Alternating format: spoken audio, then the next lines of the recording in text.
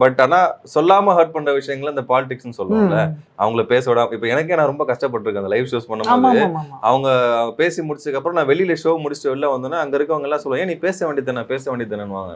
எனக்கு பேசுறதுக்கான ஸ்கோர எங்க குடுக்கலையே. என்னைய அந்த பேசவே டைமே விடலையேப்பா குடுக்கலையே அப்படின்ற அப்படின்னும்போது, மாரி. நெறைய டைம் நானே ஃப்ரெண்ட்ஸ் கிட்ட சொல்லியிருக்கேன். இல்லங்க அவங்க பேச விட மாட்றாங்க, பேச விட ம். மாட்றாங்க அப்படின்னு. அந்த இடத்துல நான் சண்டை போட முடியாது லைவ்ல. ஆமா. நான் தான் பேசுவேன் அப்படின்னு சண்டை போட்டாலும், அது வேற மாரி கொண்டு போயிடுவாங்க மேல. கன்டென்ட் மாறிடும் அது. இதுதான் ஒரு அரசியல் அப்படிங்கிறது. இதே ம். மாரி வேலைய தான் எல்லா இடத்துலயும் பண்ணுவாங்க. நான் மத்த ஷோஸ் பார்த்தது கிடையாது ஸ்பெசிஃபிக்கா. இப்ப எப்படி பண்றாங்கன்னு ஸ்டுடியோலோ, செட்ல பார்த்தது கிடையாது. ம். பட் எல்லா இடத்துலயுமே, எல்லா சேனலுமே இந்த அரசியல் கண்டிப்பா இருக்குங்க. அது இல்லாம ஓகே. இருக்காது. ச இப்ப வந்து நம்ம குக் வித் கோமாளில ஃபுல் ஷோ அந்த கெஸ்ட் பத்தி எல்லாத்த பத்தி நான் வந்து ஓப்பன் நான் பேசுறேன். ம். பேசினா தாங்க மாட்டீங்க அப்படின்ற மாரி மணிமேகலை சொல்லியிருக்கிறாங்க. ம். ஏன் அப்படி பண்றாங்க? வளர்த்து விட்ட இடத்தையே வந்து இந்த மாரி பண்றது. இல்ல அது ஒரு கியூரியாசிட்டிக்கு பண்றது தானே ஆக்சுவலா. அது பேச மாட்டாங்க, பேச ம். முடியாது.